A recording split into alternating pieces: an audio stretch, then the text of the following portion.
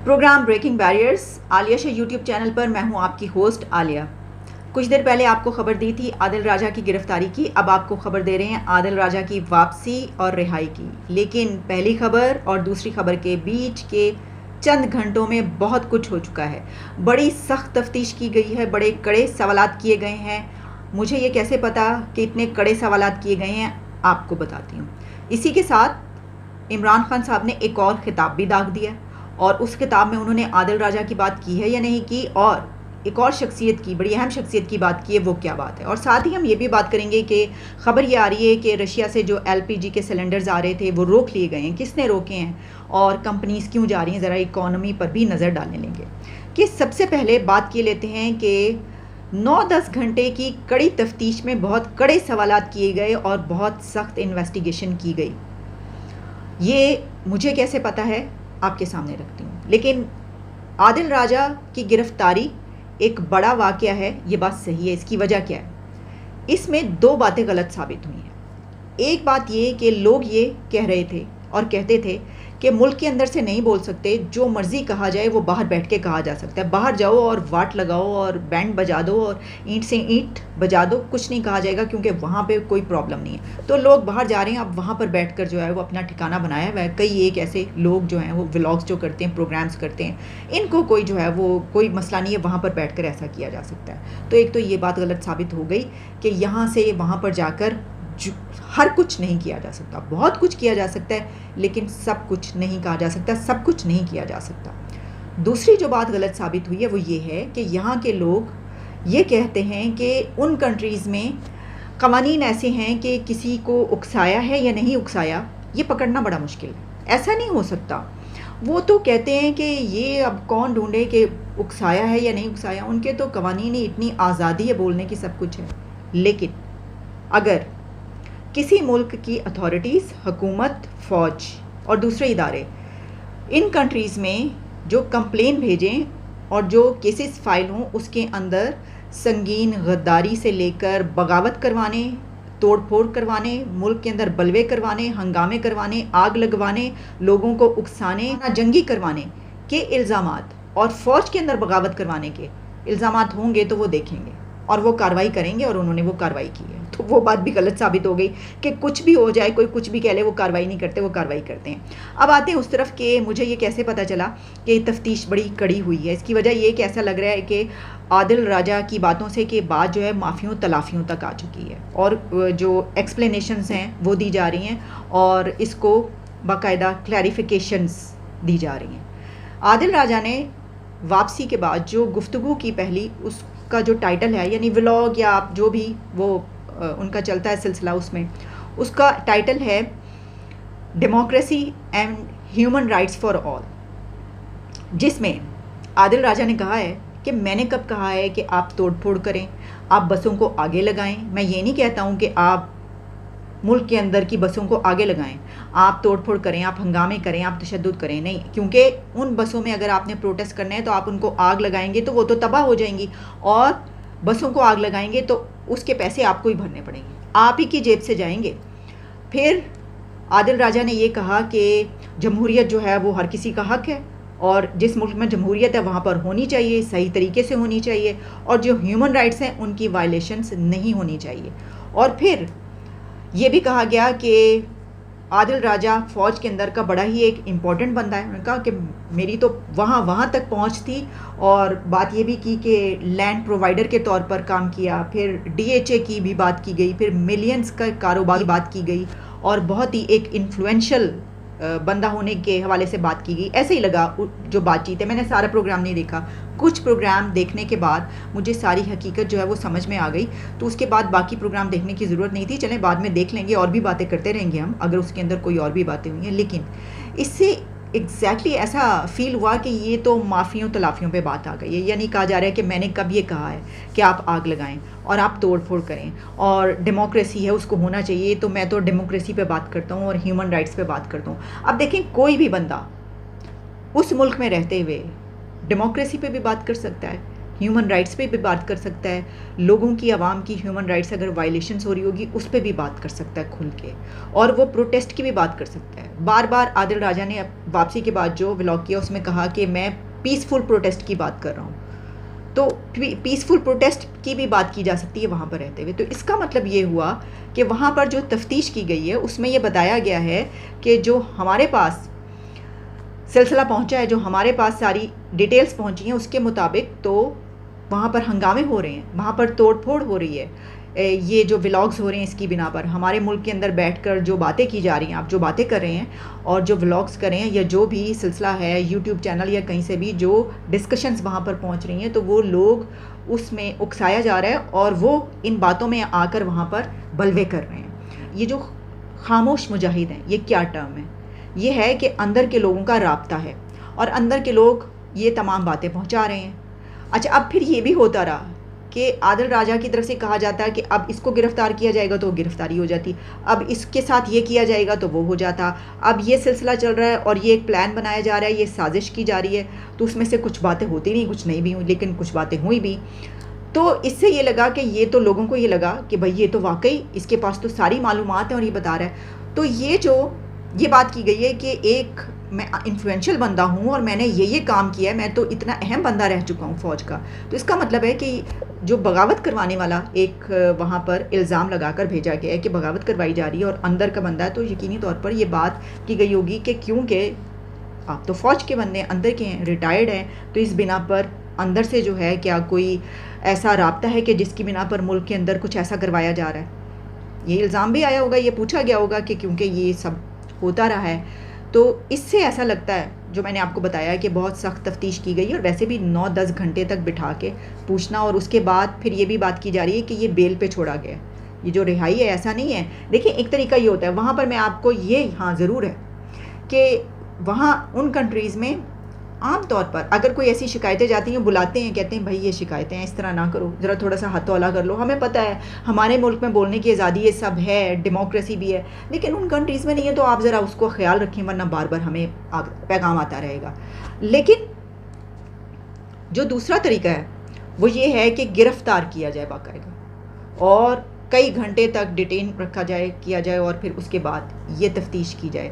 تو جو عادل راجہ کی باتوں سے مجھے لگا وہ میں نے آپ کے سامنے رکھ دیا. بالکل ایسا لگ رہا ہے کہ یہ کلیریفیکیشنز دی جا رہی ہیں کہ بھائی میں نے کہاں توڑ پھوڑ کروائی ہے, میں نے کب کہا ہے کہ آپ پیسفل پروٹیسٹ نہ کریں, آپ ہنگامے کریں, اور وہاں سے یہ شٹ اپ کال دی گئی ہے, یا یہ سنب ضرور کیا گیا ہے کہ ایسا نہیں چلے گا کہ ہمارے ملک میں بیٹھ کر, کیونکہ ہوا کیا کہ ریالٹی میں وہ ہنگامے ہوئے ہیں, وہ سب کچھ ہوا ہے, تو انہوں نے کہا ہوگا کہ یہ تو وہاں پر ہو رہا ہے, تو پھر آپ کے اوپر یہ ہو رہا ہے کہ آپ بیٹھ کر یہاں پر یہ سب کچھ کر رہے ہیں, تو یہ تو بڑا مسئلہ ہوگا, یہاں سے تو اٹھنا پڑے گا پھر آپ کو, یعنی یہ تو پھر ہمیں کارروائی کرنی پڑے گی وغیرہ وغیرہ, اس طرح کی چیزیں.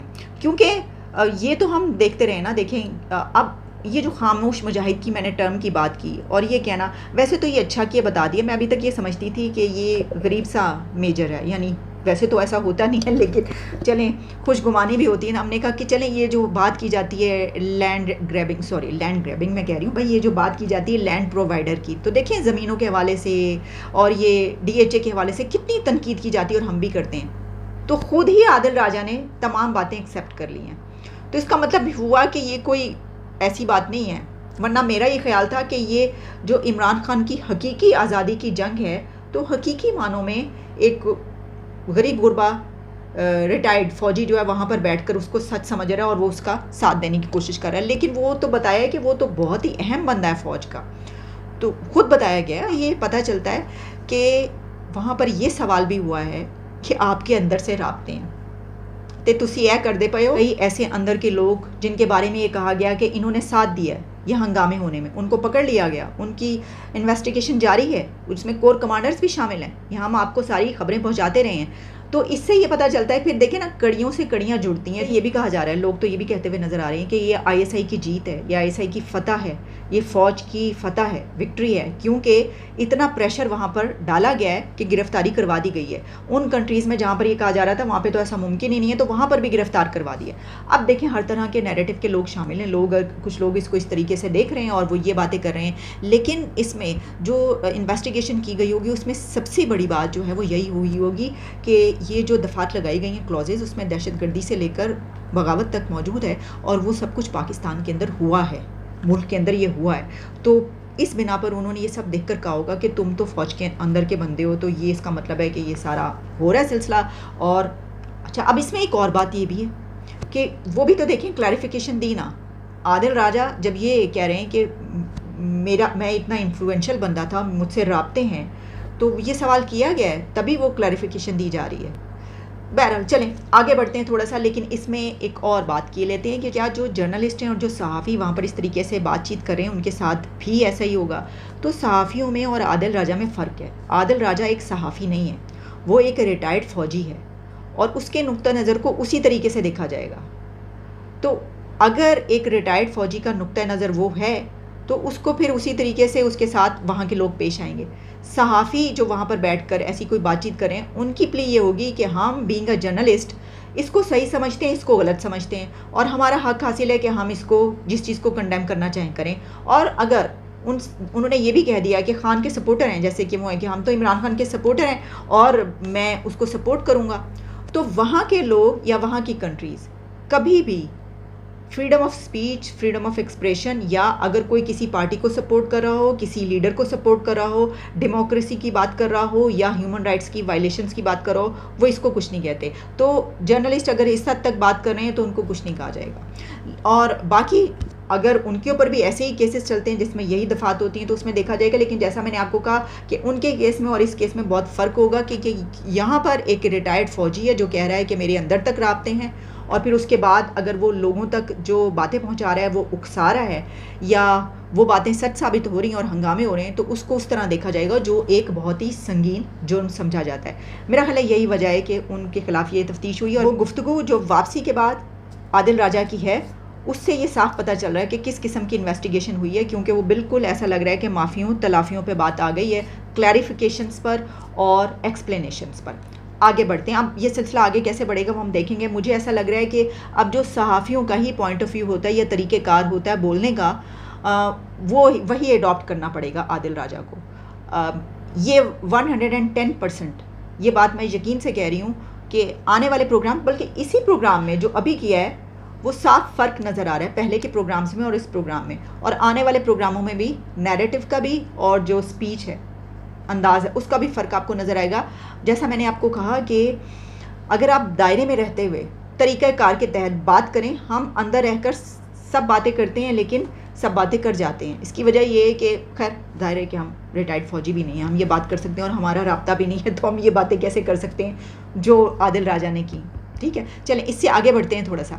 اب ہم بات کرتے ہیں عمران خان صاحب نے خطاب کیا ہے اور اس خطاب کے اندر انہوں نے عادل راجہ نام لے کر تو بات نہیں کی، لیکن جو سپیچ کا سٹارٹ تھا وہ انہوں نے جو ان کے لوگوں کو اٹھایا جا رہا ہے، جو تنگ کیا جا رہا ہے اور جو کاروائیاں ہو رہی ہیں اس سے ہی بات شروع کی ہے. اور وہ جیسے ہی انہوں نے بات چیت شروع کی بالکل ایسا فیل ہوا، ایسے ہی محسوس ہوا کہ ان کو یہ خبر مل چکی ہے. اس کے فوراً بعد وہ یہ بات کر رہے ہیں اور وہ یہ بتا رہے ہیں کہ بھئی یہ جو لوگوں کے ساتھ کیا جا رہا ہے اور سپورٹرز کے ساتھ کیا جا رہا ہے، جو ورکرز کے ساتھ کیا جا رہا ہے، تو ظاہر ہے کہ عادل راجہ بھی سپورٹر اور ورکر ہی ہیں عمران خان کے. تو انہوں نے اس کے اوپر بات کی لیکن نام نہیں لیا. پھر اس کے علاوہ بہت ساری باتیں کی، جیسے کہ وہ یہ بات کرتے ہیں کہ کتنا برا سلوک کیا جا رہا ہے اور جو شہریار آفریدی ان کے ساتھ کیا سلوک ہوا ہے، گھر میں جنازہ تھا ان کو جانے نہیں دیا گیا. پھر بلکہ ہم نے پرویز الہی کی ابھی تک بات نہیں کی. پرویز الہی کی ویڈیو وائرل ہوئی ہے جس میں کہا ہے کہ وہ ان کا جو سیل ہے یا جو اس جگہ پر رکھا گیا وہ اتنا بھی نہیں ہے کہ وہ سیدھے کھڑے ہو سکیں، یعنی ٹانگیں پھیلا کر بھی نہیں بیٹھ سکے. اس طرح کی کافی بری حالت ان کی نظر آ رہی تھی. تو عمران خان صاحب نے ان سب چیزوں پر جو ہے بات چیت کی ہے، لیکن انہوں نے آخر میں وہی بات کی ہے جو پہلے کی تھی. اور عمران خان کا کہنا ہے کہ میں آرمی چیف سے بات کرنا چاہتا ہوں. آج کے ایڈریس میں بھی انہوں نے آرمی چیف سے بات کرنے کی بات کی ہے کہ مجھ سے بات کریں. ویسے تو یہ بھی معافیاں تلافیاں ہی ہیں، یعنی اس کو بھی آپ یہ کہہ سکتے ہیں کہ بھئی کیا ہو گیا، میں نے کیا کیا ہے، کیا بات کریں بیٹھ کر اور مجھ سے بات کریں، میں آپ سے بات کرنا چاہتا ہوں. تو اس کو آپ کلیریفیکیشن کہہ لیں یا ایکسپلینیشن کہہ لیں. وہ تو خیر کلیریفیکیشن اور ایکسپلینیشن ملنے کے بعد ہوگی کہ اگر اس طرف سے یہ قبول کر لیا جاتا ہے اور بات چیت ہو جاتی ہے تو پھر اس کے بعد ظاہر ہے کہ کیا کہیں گے عمران خان، یہی کہیں گے نا کہ دیکھیں میں نے تو یہ نہیں کیا، میں نے یہ نہیں کیا، میرے ساتھ یہ کیا گیا، بلکہ اس طرح کی. لیکن ایسا کوئی اشارہ ملتا ہوا نظر نہیں آ رہا ہے. میں آپ کو بتا دوں ایسی سچویشن مجھے نظر نہیں آ رہی کہ کوئی ملاقات ہوگی آرمی چیف کے ساتھ. اس کی وجہ یہ کہ دیکھیں عمران خان کا ایک خاص طور پر وہ ٹاک جو انہوں نے سکندر کرمانی سے کی تھی، کوئی ٹاک ایسی تھی وہ عدالت کے اندر تھے جس میں انہوں نے اسٹریٹ فارورڈ یہ کہا تھا کہ جو مسئلہ ہے، جو لڑائی ہے، فائٹ ہے، وہ دو ہی لوگوں کے بیچ ہے، وہ عمران خان اور آرمی چیف. یہ انہوں نے باقاعدہ کیٹیگوریکلی یہ والی بات انہوں نے کی تھی. تو اس کے بعد سے پھر ارے وہ تو پھر ایک لڑائی ہے.